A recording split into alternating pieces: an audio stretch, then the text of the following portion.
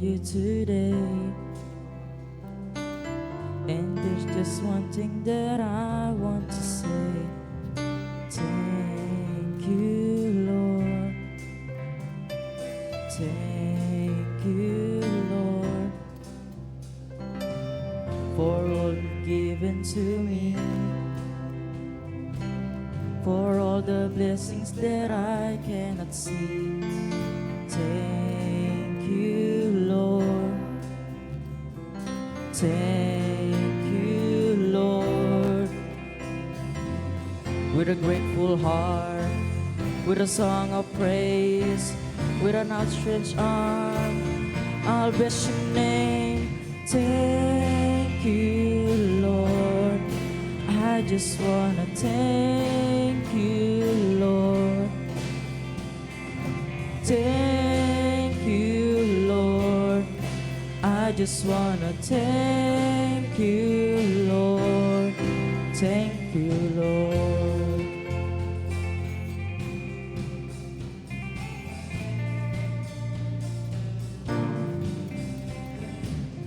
For all of you've done in my life, you took my darkness and gave me your light. Thank you, Lord. Thank you, Lord. You took my sin and my shame. You took my sickness and healed all my pain. Thank you, Lord. Thank you, Lord. With a grateful heart, with a song of praise, with an outstretched arm, I'll bless your name. Thank you, Lord. I just wanna thank you, Lord. Thank you, Lord. I just wanna thank you, Lord. Thank you, Lord. I just wanna thank you, Lord. Thank you, Lord. I just wanna thank you, Lord. Thank you, Lord.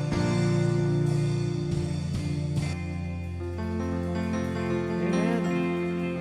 Palakpakan tayo po kaya katamang Diyos. Hallelujah.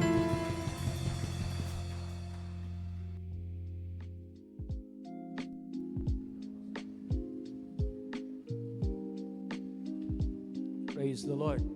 Glory to God. Hallelujah. Maya pa bakpo, salamat kay Lord. Ito. Glory to God. Deta pong bisa pang alkansya, tin pa po geta. Yan po, tagal, pwede ko pong tagal, ganyan pong half na po ning banwa. Second semester. Praise the Lord. Glory to God. Ayan. Ken pong sa July 8, 9, 10, 11, 12 ay mayroon pong Synergize. Gaganapin po dito sa ano kaya nakakalimutan ng venue?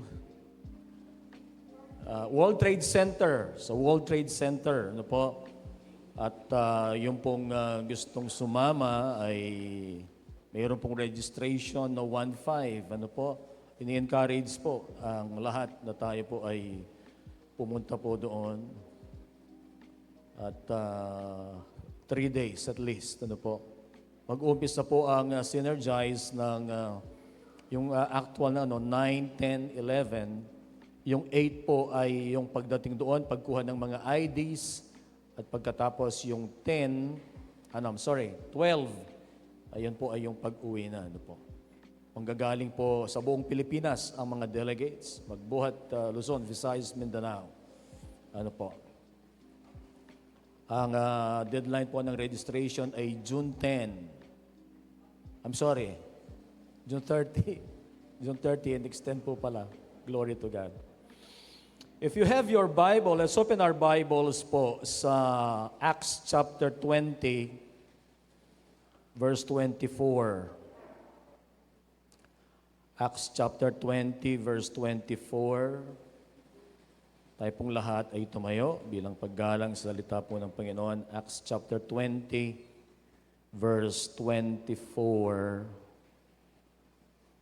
Ang sumulat po ng Acts ay si Dr. Luke. Ikitso na po, Acts 20, verse 24. Ito pong sinasabi, "However, I consider my life worth nothing to me.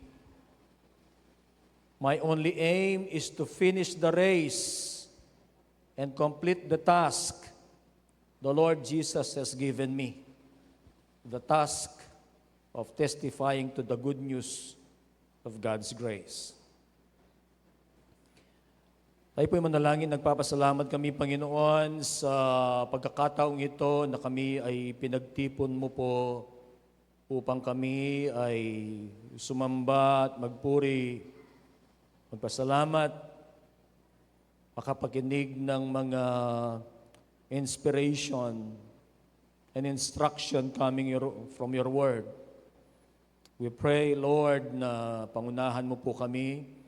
Dalangin namin, O Diyos, na Ikaw ang isiyang patuloy na umantabay sa amin. Maramdaman namin, O Diyos, ang iyong banal na Espiritu. Dalangin namin, O Diyos, na sa pamamagitan ng mensahe ngayong umaga ay patuloy na i-offer namin ang aming buhay at kami ay patuloy na sumunod sa iyo, Panginoon. Sa umagang ito, inaalala po namin ang mga mayroong karamdaman, Panginoon. Ikaw ang patuloy na magpagaling sa kanila, Panginoon, complete healing sa bawat isa na mayroong mga karamdaman. Mayroon pong prayer request dito.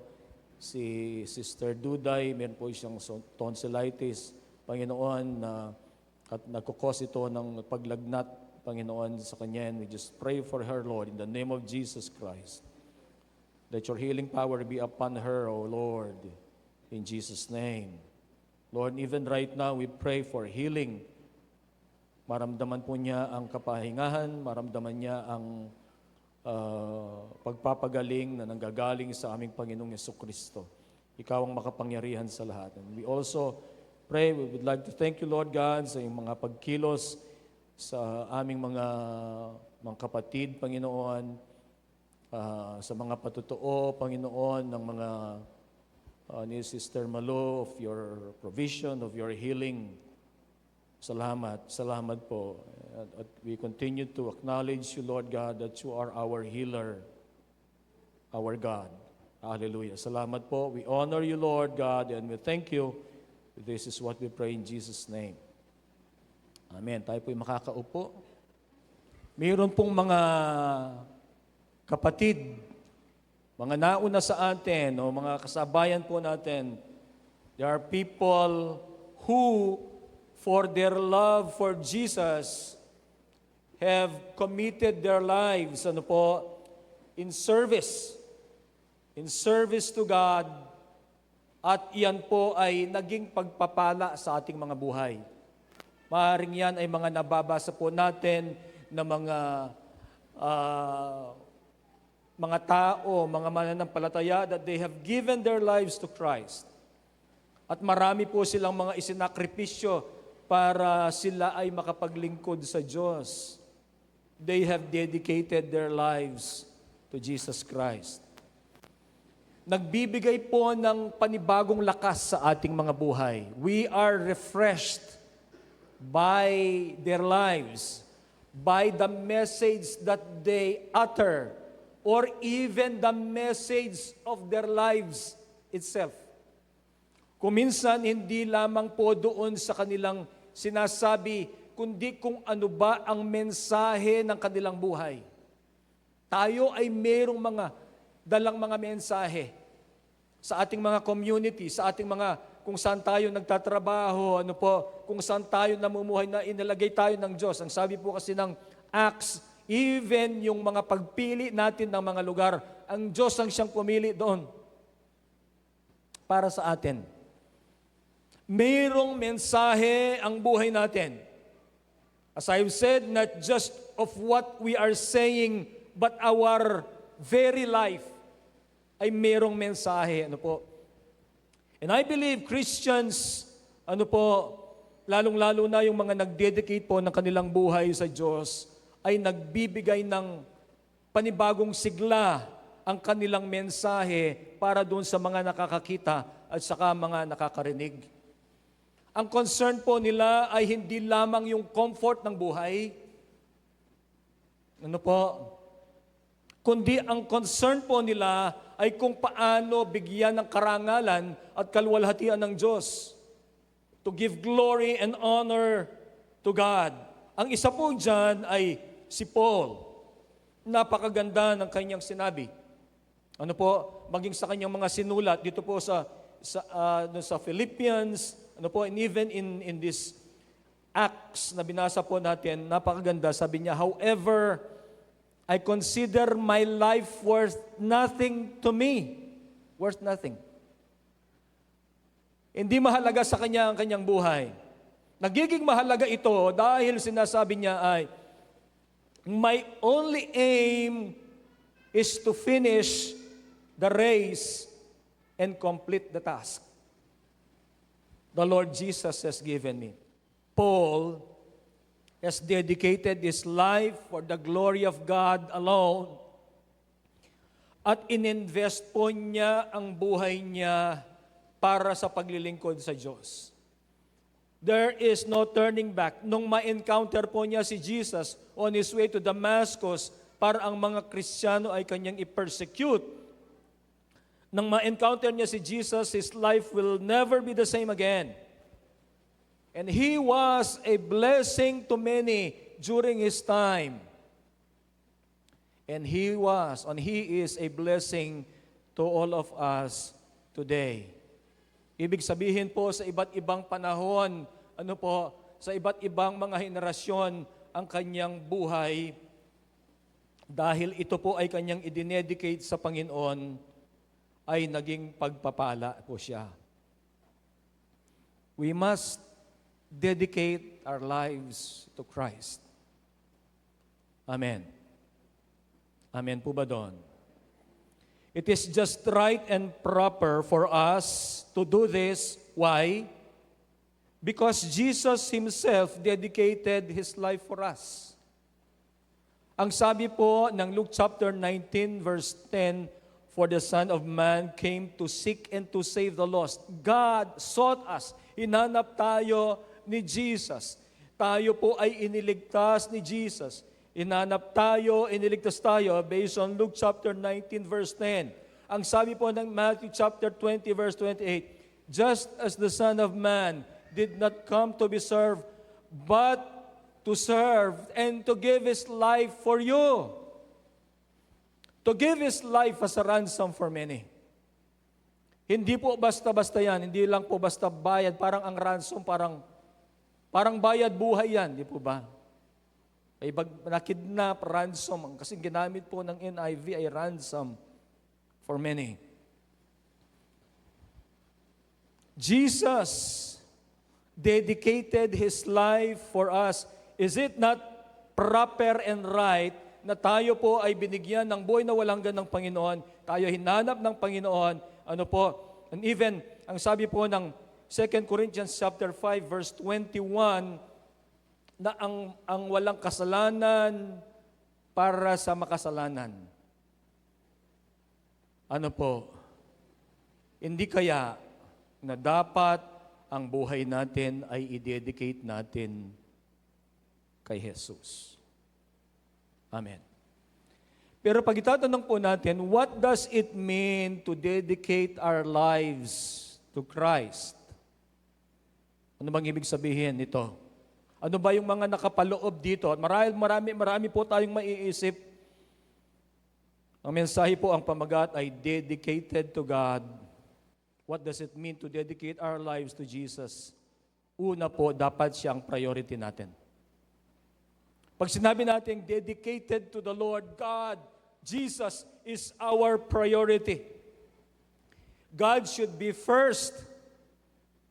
Amen. And God should be supreme in our lives. Siya ang pinakauna, siya ang pinakamataas. Siyang una-una sa atin. Ang sabi po ng Matthew chapter 6 verse 33, "But seek first the kingdom of God and His righteousness, and all these things will be given to you as well." Ano po sinasabi? God first. Seek God first. Siya muna bago ang lahat. Siya muna bago ang mga material na bagay. Siya muna bago tayo. Siya muna. Before anything else, seek first the kingdom of God. Sabi po yan ng Matthew chapter 6 verse 33. Ano po ba yung mga, yung all these things? Yung all these things pong yan ay makikita natin dun sa chapter 6 verses 1 to 32, makikita po natin yan, na yan ay idadagdag ng Panginoon ng lahat ng mga pangangailangan natin, iuna natin ang Diyos. Naniniwala po kayo doon? Seek God first. Sabi niya, in all these things. Ito pa po, sa Living Bible, sa Proverbs chapter 3, verse 6. Tayo familiar doon sa Proverbs 3:5 to 6. Trust in the Lord with all your heart. Do not rely on what you think you know. Remember the Lord in everything you do, and He will show you the right way. Proverbs 3:5 to 6. Bigyan natin ng emphasis ang verse 6 po sa The Living Bible. Ang sabi po, in everything you do, put God first, and He will direct you and crown your efforts with success. Ano daw po? Iuna ang Diyos. Ito maliwanag, put God first. Sa Matthew 6:33, seek first the kingdom of God. First the kingdom of God. Put God first. Ang sabi naman po ng Proverbs 3:6, iuna ang Diyos. I-prioritize ang Diyos sa buhay po natin. Ngayon, makikita po natin sa dalawang verses na ito, mayroon pong mga kasunod kahit ayaw natin. Siyempre, gugustuhin na natin. I mean, if you love God, if you prioritize God, at yun lamang talaga ang intention mo, you love the Lord, you prioritize, expecting nothing in return, ang katotohanan po, meron tayong tatanggapin sa Panginoon. Base po sa mga dalawang verses na yan. Ang sabi po ay, all these things will be added unto you. Blessings, the things that you need. Put God first. Ano po? Tapos, sa Proverbs 6, sabi niya, put God first and He will direct you and crown your efforts with success. Kumbaga, kaakibat po, base sa mga verses na ito, kaakibat ng pag-prioritize natin sa Panginoon, God in return will give all these things, and God in return will crown our efforts with success.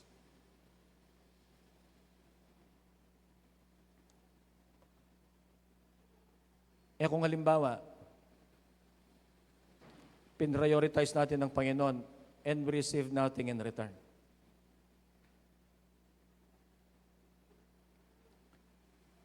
Dapat ang pag-prioritize natin sa Panginoon ay hindi lamang po nakabase doon sa kung ano ang matatanggap natin. We will continue no matter what. Pero ito po kasi, ang point ko lang po dito, nakaakibat po sa pag-prioritize natin sa Diyos ay base sa mga verses na ito ay meron ng ibabalik ang Diyos. The byproduct of prioritizing God ay blessings po and success. Ako po naniniwala, the mere fact or truth na tayo po ay sumunod sa Diyos, pinrioritize natin ang Panginoon, sumunod tayo sa Panginoon, ang katotohanan ng yon ay pagpapala na po yon, na tayo ay sumunod sa Kanya. That in itself is a blessing. That in itself is success when you follow God, when you prioritize God. God promises blessings and success as we put Him first in our lives.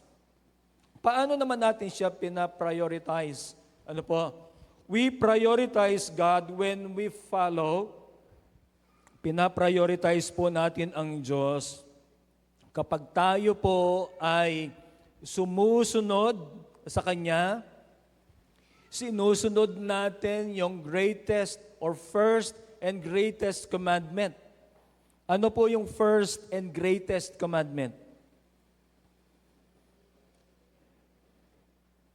Ang first and greatest commandment ay love the Lord your God with all your heart, with all your soul, and with all your mind. Matthew chapter 22, verse 37. Pinra-prioritize natin. Inuuna natin ang Diyos kapag siya ay nandito sa puso natin, minamahal natin siya. We are emotionally attached to God. Ano po? Minamahal natin siya. But how can we show? Maliban dun po sa emotion natin na, Lord, tayo umaawit sa Kanya. Kung minsan, naramdaman natin ang presensya ng Panginoon. Ano po? Yung malakas na presensya, pagkilos ng presensya ng Panginoon. At na-express natin yung ating gratitude, yung ating pag-ibig sa Kanya. Ano po? Salamat po sa mga panahon na yon, nararamdaman natin ang presensya ng Panginoon. Ano po?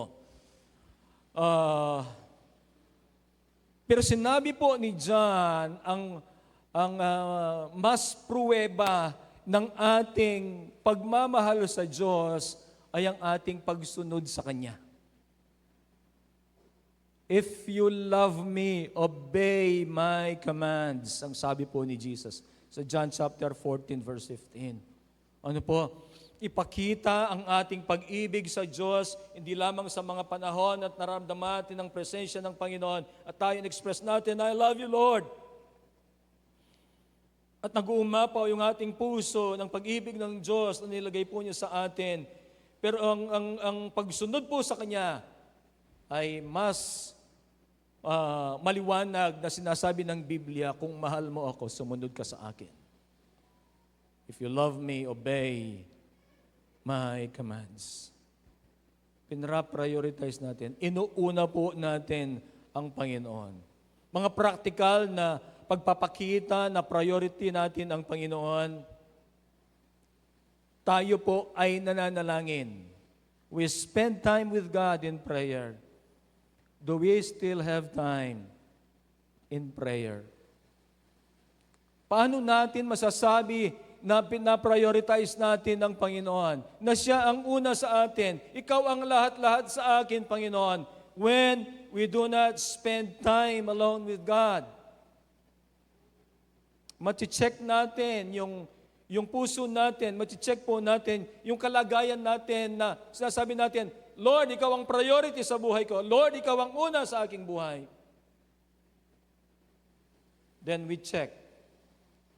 Do we spend time with God in prayer? We need to spend time with God in prayer. We need to spend time with God in reading our Bible. Ano po? Ang prayer po, hindi lahat ng ipinapanalangin natin ay yes, ang katugunan. Kung minsan po, no.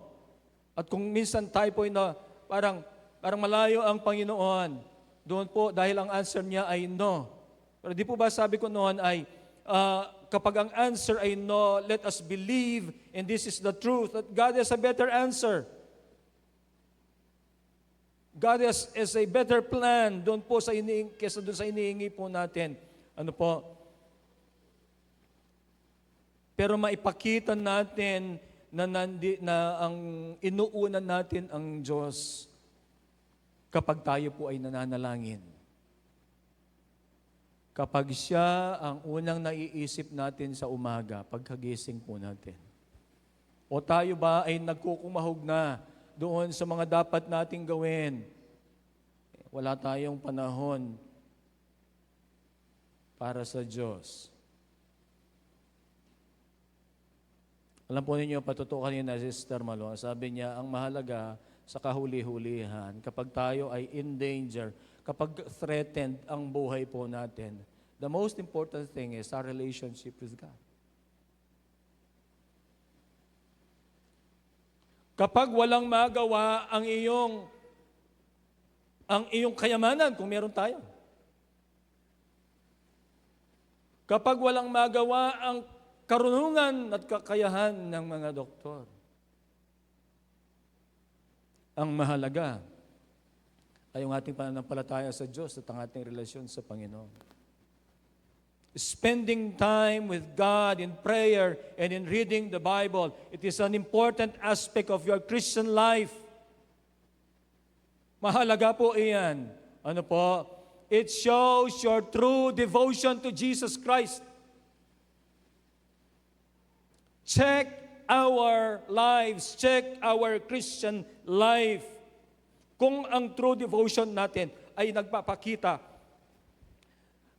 o ang basihan ay ang ating pananalangin, ang pagbabasa ng Bible natin, ang pag-transform ng ating mga buhay ay nagpapakita ng pagsunod natin sa Panginoon. If this is the basis, sana papasa tayo lahat.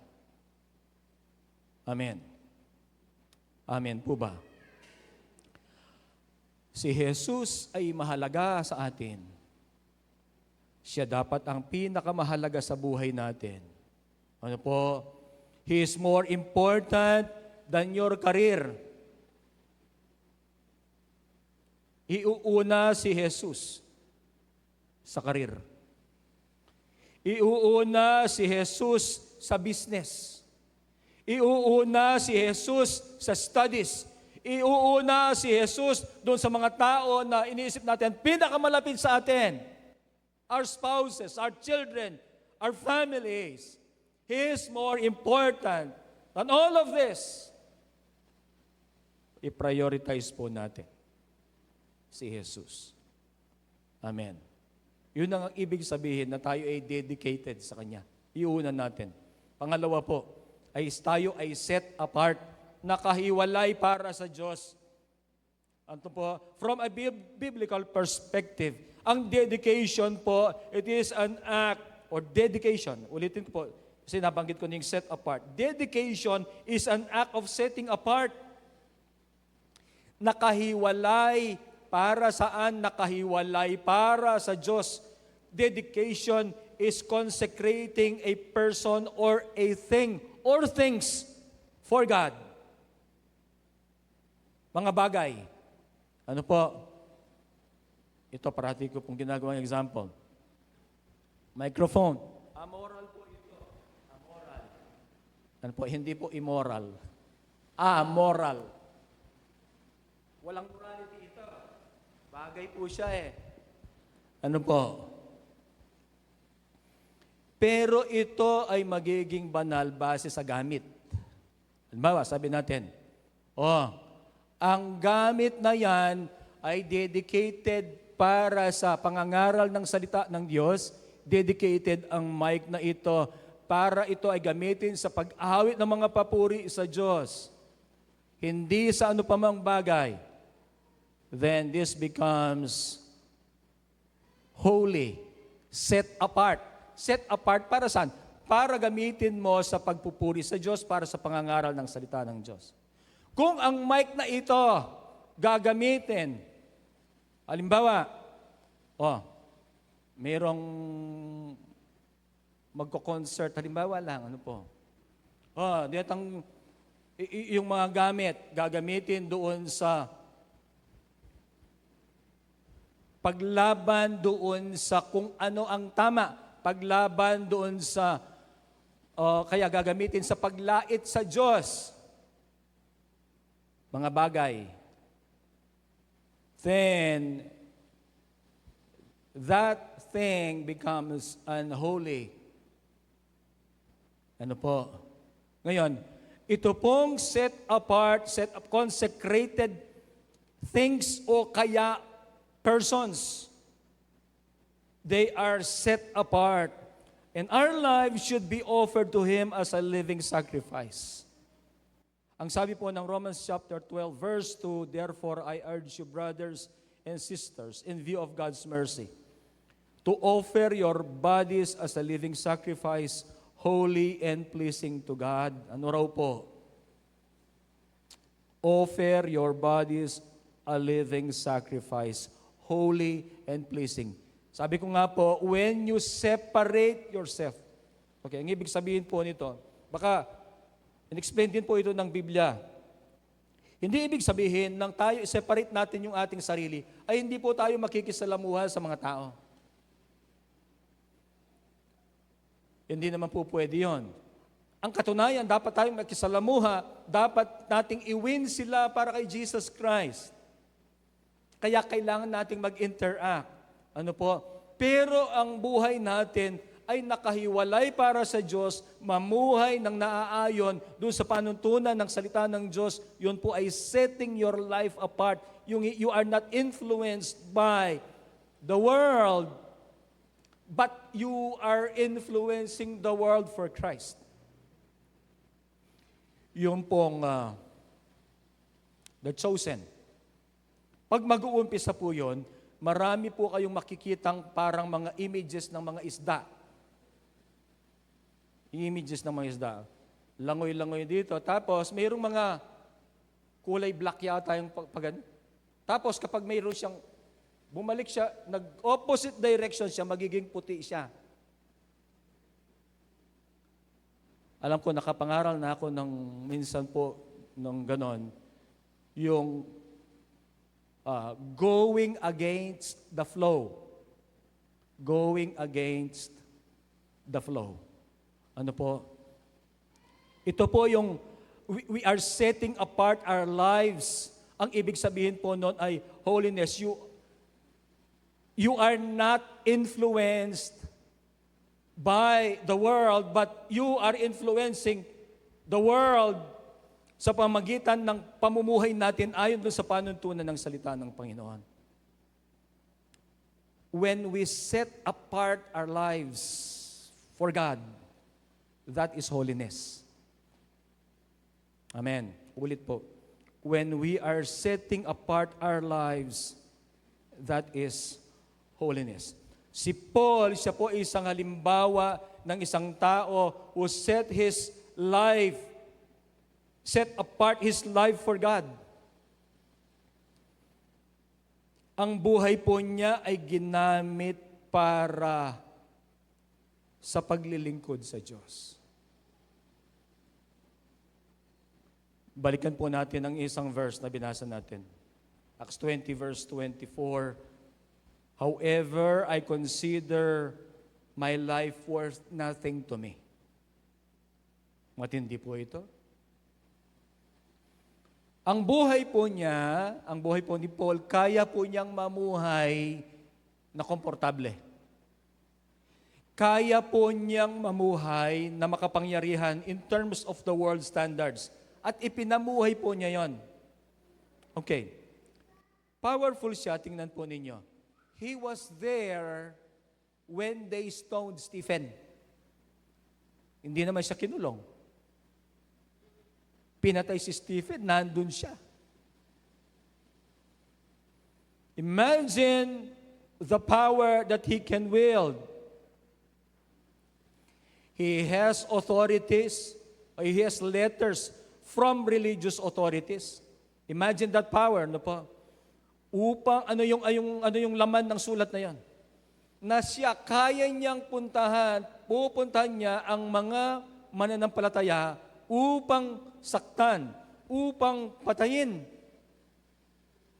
Kung hindi sila tatalikod sa kanilang pananampalataya. Imagine that power. He has that power before he met Jesus Christ. And he can live a comfortable life, powerful life. You name it. Pwede niyang ipamuhay in world standards. Another example, si Moses. Moses was a prince of Egypt. Pero ang sabi po ng Biblia ay pinili niya na ma-identify doon sa people of God sapagkat siya ay tumitingin doon sa reward ng Diyos sa kanya. They set their lives apart for God. For Paul, my life, sabi niya, is worth nothing to me. My only aim is to finish the race and complete the task Lord Jesus has given me. Ang buhay po niya ay itinaya niya rito, ininvest niya rito. Hindi ba nasayang ang buhay po niya? Sabi niya, my only aim is to finish the race and to complete the task the Lord Jesus has given me. Ano yon? The task of testifying to the good news of God's grace. All of his life, when he met Jesus Christ, all his life, ang ginawa lang po niya, he just testified the good news of God's grace. Hindi ba niya sinira ang buhay niya dito? Hindi po. Ang katunayan, his life was enriched by this. His life was enriched because of his relationship with Christ. And we have this also. Ano po? We have this call to testify the good news of God's grace. Na-experience po natin ito. Tayo ay inayos ng Diyos ang buhay po natin. Tama? Dito pa lang, inayos na ng Diyos ang buhay natin. Tapos meron pa tayong hinihintay na buhay na walang hanggan, nakasama ang Panginoon. Sabi po ng salita ng Diyos, no eye has seen, no ear has heard, what God has in store for us.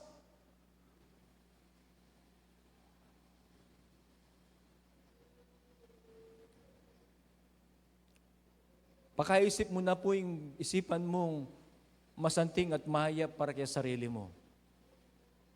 Igit pa ka rin. Paplano na ning Diyos, ibiyan na kaya ka. At ay ibiyan na po ning Diyos. His life was used for God's work.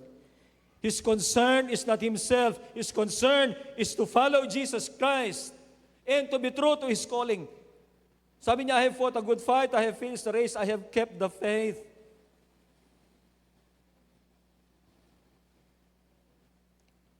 He set his life apart for God. Tayo rin po. Let us set our lives apart for the Master.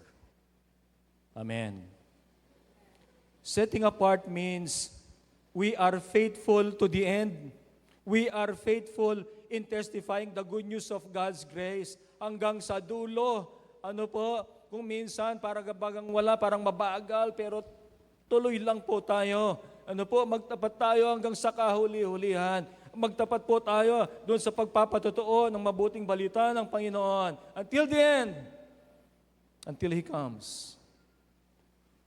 Until He comes. Sana, hindi na tayo mamatay, ano? Darating na si Jesus. Expecting Jesus to come in our lifetime. Hindi tayo mamamatay. Pero baka hindi dumating ang Panginoon in our lifetime eh. Hindi mamamatay naman tayo. Pero pag dumating naman siya, yung mga namatay, sila yung maunang mabubuhay. Sila mauna daw. Tapos susunod yung mga buhay. Sabi po yan ang salita ng Diyos. Hallelujah. Let us be faithful to our Master until the end when we set apart our lives for Him. Pangatlo po, dedicated to God. Ano po? What does it mean to dedicate our lives to God? He is our priority. We set apart our lives for Him. Ibig sabihin, this life should be holy. Ang sabi po ng Panginoon ay, be holy for I am holy. Ibig sabihin, we set apart our lives for Him. Pangatlo po, willing to be used for God's glory. Kapag sinasabi nating dedicated tayo, dapat willing po tayong gamitin ng Diyos ang ating mga buhay. Huwag nating ipagkait ang buhay natin para sa Diyos. Amen. Amen po ba? What is your life's purpose, or aim?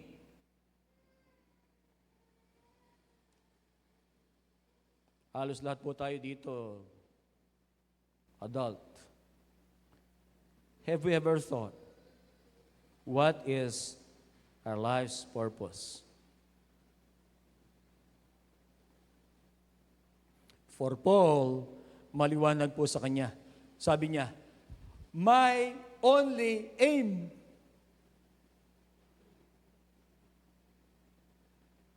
Ay ano, my only aim. Wala siyang ibang iniisip. My only aim is to finish the race and complete the task the Lord Jesus has given me. And what is that? Yun nga po, kahit ulit-ulit. The task of testifying to the good news of God's grace. Let us testify. Let us share Jesus Christ. Marami po ang nangangailangan. Mga marahil ay nandyan lang po katabi natin, na kapitbahay natin, o kaya kapatid natin. Kaibigang matalik na kinoconsider natin na kapatid, higit pa sa kapatid kung minsan. Pero have we shared Jesus Christ? Have we testified about the good news of salvation to them? If we love them, we should testify. Amen. This should be our aim also.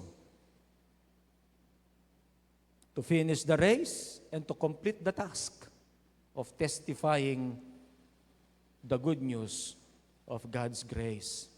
Even the Lord, ang sabi po ng John chapter 4 verse 34, my food, said Jesus, is to do the will of Him who sent me and to finish His work. Nagtataka po yung mga disciples. Kasi sa John chapter 4, ang istorya po dyan ay yung babaeng Samaritana, sinyera ni Jesus Christ. Inutos na sa bibili ng pagkain.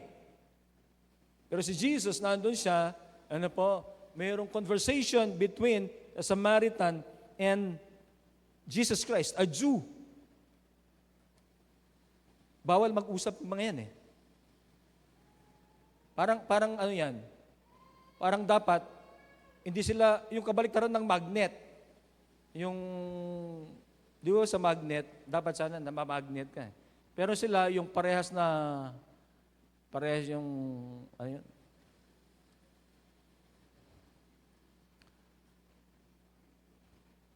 Pag parehas yung, positive, hindi yan mag-attract, di ba? Tama ba? Kung sa magnet po yan, hindi yan sila dapat nag-uusap. Hindi po sila, lalong-lalo na Jesus, male, tapos yun nga, Samaritan woman. Kaya nung sinishare ni Jesus Christ, yung babaeng Samaritana, ang dami niyang excuse.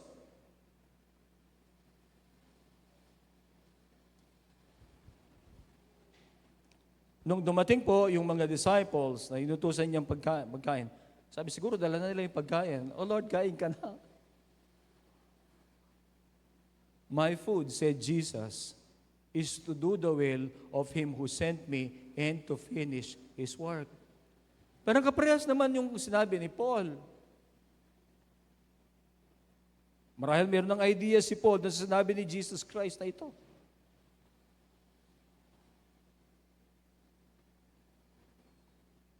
Willing to be used for the glory of God.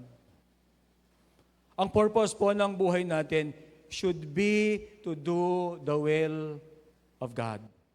My food is to do the will of Him who sent me. Kapag ginagawa po natin ang kalooban ng Diyos, tayo ay nagbibigay ng karangalan sa Kanyang dakilang pangalan. Are we willing to be used by God?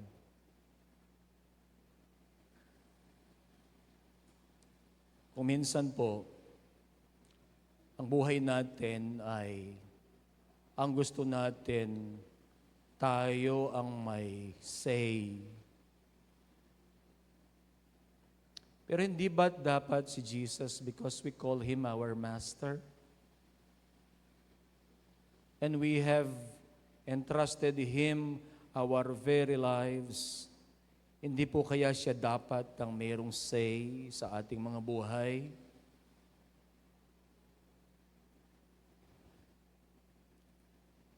Kung ganon po pala, dapat gagawin natin ang kalooban ng Diyos. Ano po? Tayo ay tinatawag niya upang gawin ang kanyang kalooban at tapusin ang gawaing ito. We should discover the call of Jesus Christ. Alam po ba ninyo ang call ninyo? What is your calling? Iisa lang po ang calling natin.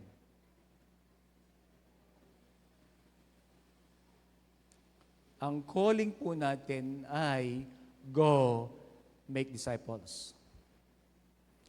Ako bilang pastor, ang calling ko ay iyon. Yung mga kumaawit dapat dito, yung nagda-drums, umaawit ng gigitara, nag-organ, nagigitara, gitara. Tayong lahat, ang tawag po natin ay magbigay ng karangalan at kalwalhatian sa Diyos. Ang calling po natin, go make disciples. Tayong lahat. That is our calling. Ano po? Pastor, ang calling ko kumawit. Umaawit ka para yung mga tao ay makakilala sa Diyos.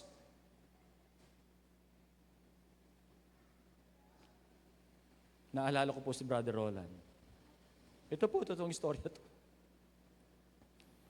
Wala siya, meron siya. Nagpaalam po siya sa akin kanina. Meron pong, ito isa lang, isa, wala na akong ano, ito, pero ito, patotoo ito. Hindi galing kay Brother Roland, kundi galing doon sa taong na-bless sa kanya. Crusade. Uso po noon ng crusade eh. Yung pupunta ka sa mga barangay tapos mangangaral. Wala nang gaano ngayon, crusade. Dalang na lang. Si Brother Roland, malaking boses niya, di ba? Oh, worship yan. Pag mag-worship po yan, noon matagal siguro 1 oras na magpawit. Noon. Hindi, pero sa isang crusade po, narinig ang boses niya.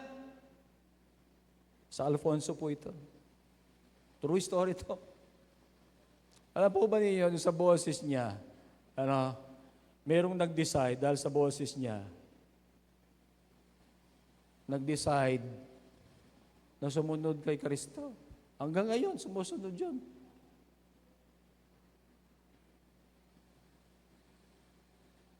Totoo. Ang point ko lang po ay, bro, balo niya Brother Ruping. Sinabi rin sa'yo, lahat po sa atin, yung lahat-lahat sa atin, yung mga giftings natin, gamitin natin upang yung mga tao ay lumapit kay Jesus Christ. Hindi po sa atin. Yung galing natin, yung mga skill natin, gamitin natin so that people will know Jesus Christ. Amen. Mayroon tayong iba't ibang kakayahan, galing, talento, skill. Use them so that people will come to Jesus Christ. Hindi sa sarili natin. Huwag natin silang ituro sa sarili natin. Wala silang mapapala sa atin. Kay Jesus po. Amen. We are called to do the will of God, and the will of God is testify to the good news of God's grace. That is our call. Follow Jesus Christ. Serve Jesus. Serve Jesus.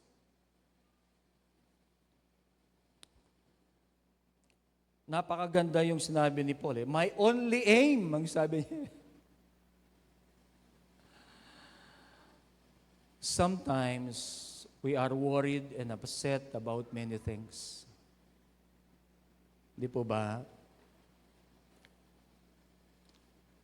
Yung marami po sa inyo, alam po ninyo na I have tried to go abroad many times. Hindi lang po minsan. I have tried. Alam po ba ninyo, kahit na nagpapastor ako, siguro mga 10 years na akong nagpapastor, I have tried going abroad pa rin. That's true. Siguro I have tried.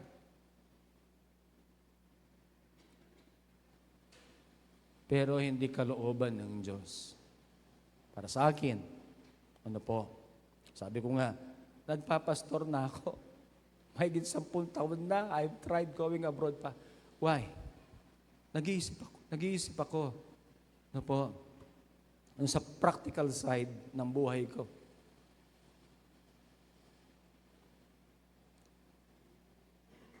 Para doon sa siguro komportableng buhay o kaya mapag-aral yung mga anak.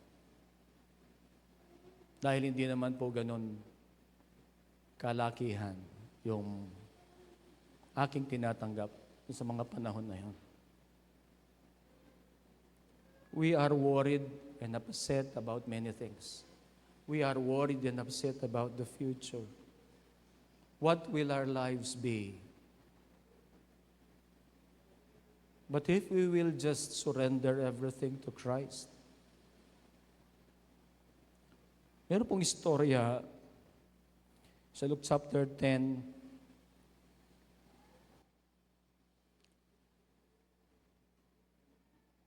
verse 42. And I will be reading doon po sa yung buong istorya, sa 38, ano po? Luke 10:38 up to 42.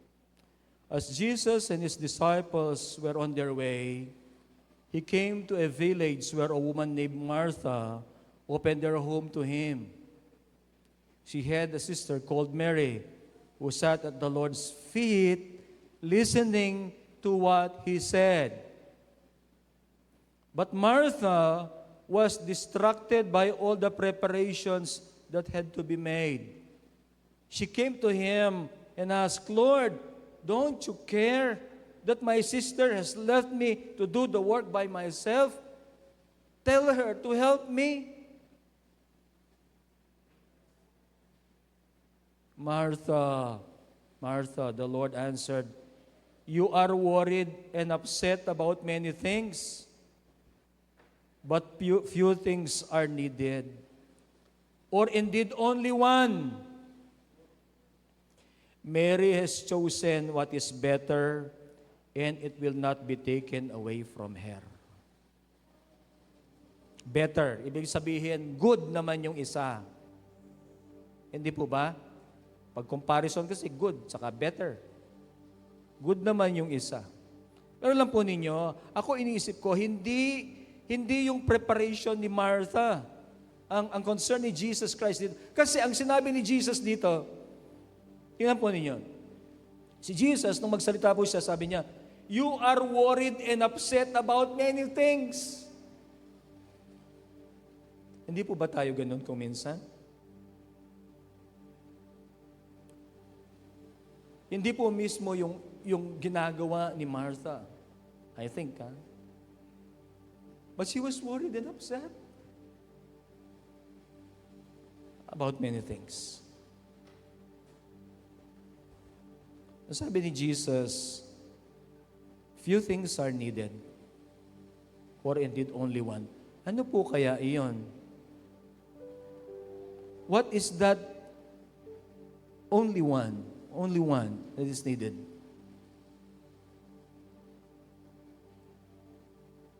Hindi kaya po itong sinasabi ng verse 39, she had a sister called Mary who sat at the Lord's feet, listening to what he said.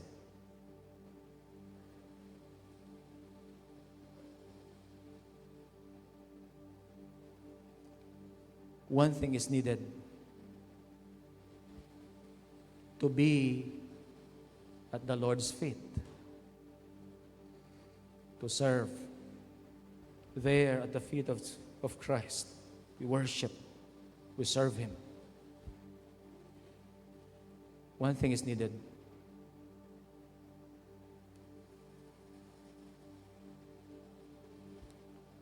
To be at the Lord's feet. There, we find our joy, we find our strength. There, we serve Him. There, we worship Him. And our strength will be renewed.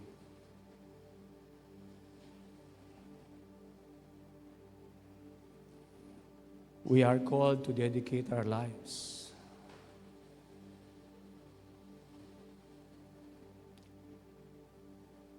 Marahil tayong muli ay tinatawag ng Diyos ngayon. Maybe in the past, inignore natin maraming beses. Tinatawag tayo muli ng Diyos.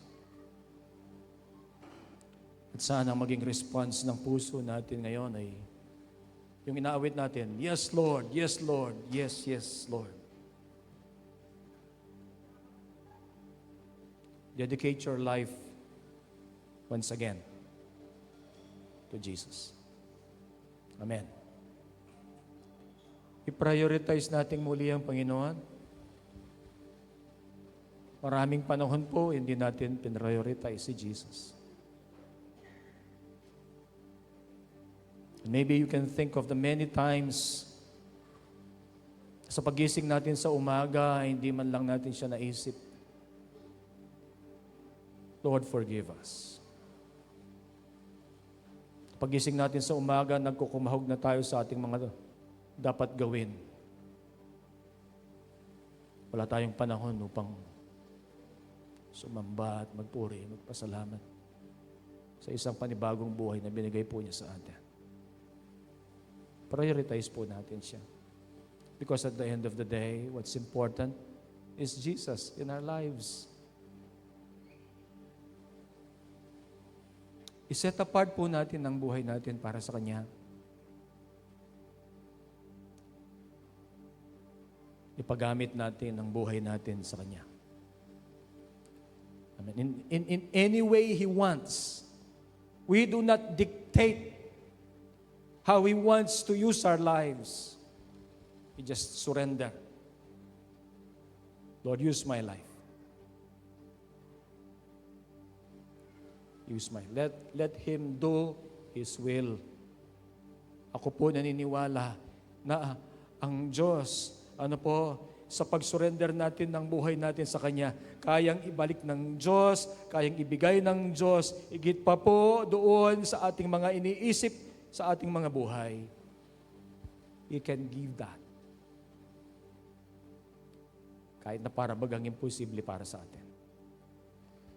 But God is faithful. God is faithful.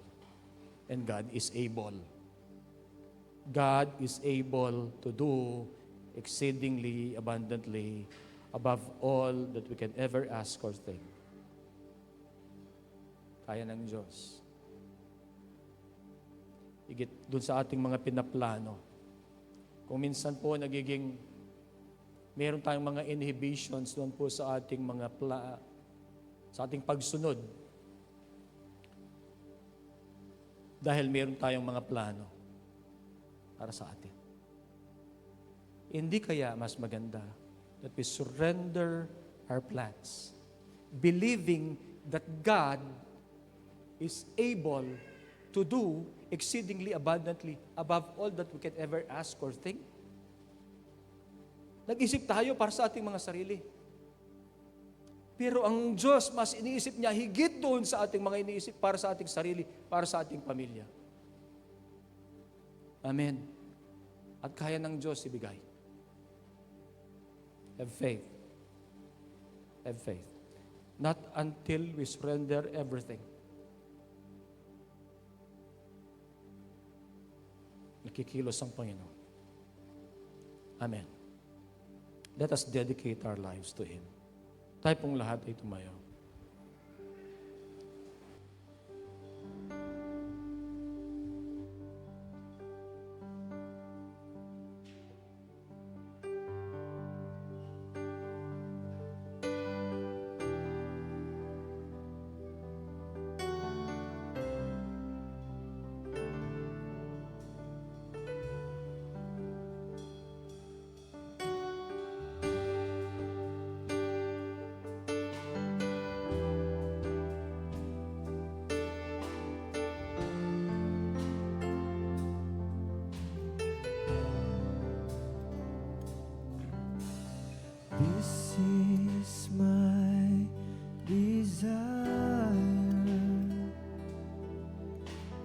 honor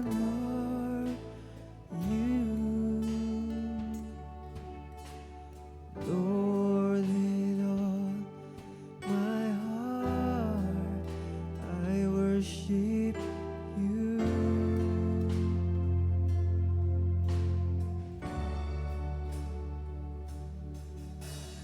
All I have within me, I give you praise. All that I adore Lord, is in Lord, you. ikangan po kay kami. Oh, Hallelujah. in you. Hallelujah. Lord, I give Hallelujah. you my heart, Salamat po, Diyos. give you my soul. Hallelujah. I live for you alone. Every breath that I take, every moment I'm awake. Lord, have your way in me.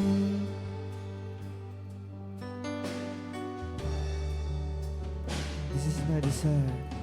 This is my desire to honor you, Lord, with all my heart. I worship you.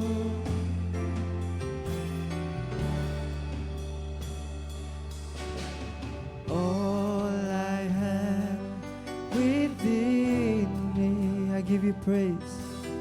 I give you praise. All that I adore is in you. Is in you.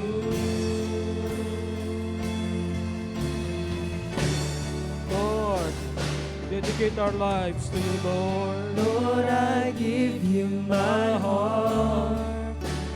I give you my soul. Lord, ganun po kay kami. I live for you alone. Hallelujah. Every breath that I take, Hallelujah. every moment I'm away. Lord, have your way. Oh, have your way in me. Lord, I give you my heart. I give you my soul. Give you my soul. I live for you alone. Every breath that I take, every moment I'm away. Every moment I'm away. Oh, Lord, have your way in me. Lord, I give you my heart. Kailan mo na rin puso ni Ginoo. Give you my soul. Hallelujah. Oh, I live for you alone.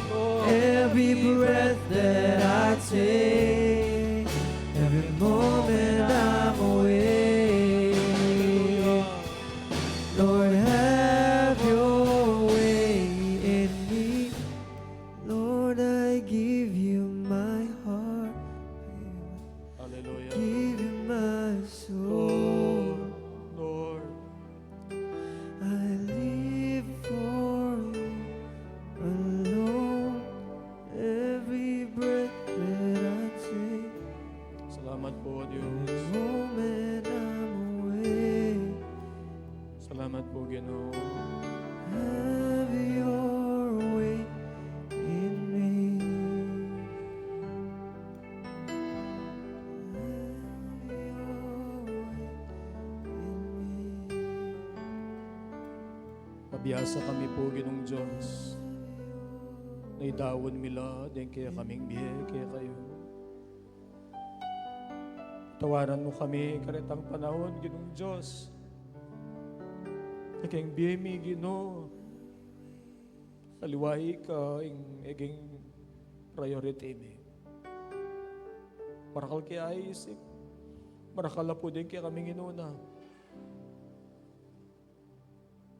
Patawaran mo kami, Ginoong Diyos. Patawaran mo kami, Ginoong Diyos, karitang panahon that we did not set apart our lives for you.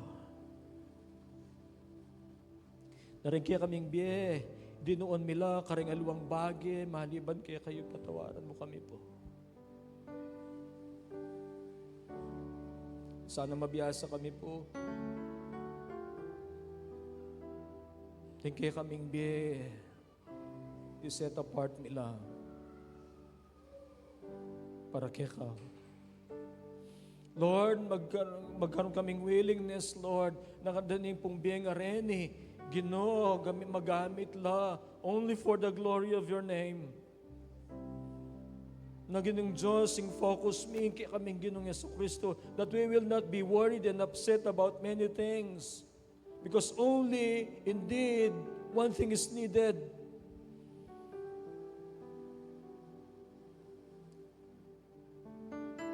To be in the presence of God, to be at the feet of Jesus. And we pray, Lord God, that we may serve you well. May akit na yung kaya kaming biyeg ng Diyos ang aking katatawlian. Akit mo kaming magtapat ginong Diyos, maglingkod. Na kayong puso we supremely, ginong Diyos, we supremely love Jesus Christ.